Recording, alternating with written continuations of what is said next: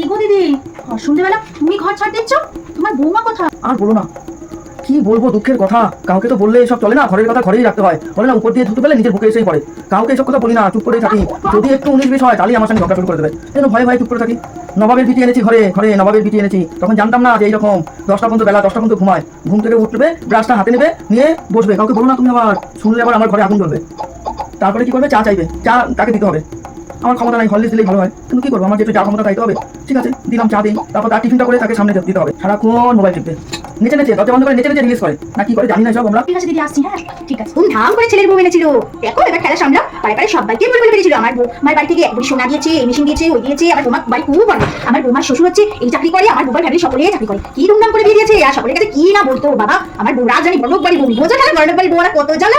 জায়গা পাশের বাড়িতে জবা দিই, তারা দিই, এদের কাছে বলে আসি গারমারি ছেলেটা, ছেলের বউটা কেমন হয়েছে। ভালোই হবে, যাই।